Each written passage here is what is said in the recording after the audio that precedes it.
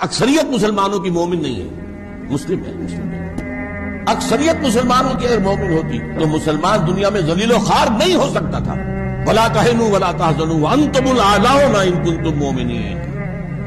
اے مسلمانوں گھبراؤ نہیں، افسوس نہ کرو، ہمارا وعدہ ہے اگر تم مومن ہوگے تو تم ہی سب سے بلند ہوگے۔ تو آج تو ہم بلند نہیں ہیں، بلند تو امریکہ ہے، بلند تو برطانیہ ہے، بلند تو یورپ ہے، یورپین یونین ہے، چائنا ہے، رشیا ہے۔ اور آج جو پٹائی ہو رہی ہے امت مسلمہ کی، جو عذاب آ رہا اللہ تعالیٰ کی اجازت سے آ رہا ہے، اللہ کی اجازت کے بغیر تو پتہ تک مجھے بیچ کھاتا کیوں آ رہا ہے؟ ہم مجرم ہیں۔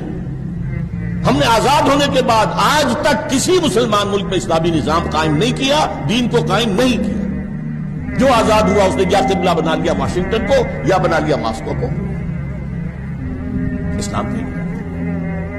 تو ہم اللہ کے مجرم ہیں، یہ سزا اللہ کی طرف سے ہمیں مل رہی ہے، اور یہ سزا تو جاری رہے گی جب تک کہ اسلام کو ایک نظام کی حیثیت سے قائم کر کے ہم دنیا کے سامنے نمونہ نہ پیش کر دیں اور ہم دنیا کو دعوت نہ دے سکیں۔ Come and see with your own eyes.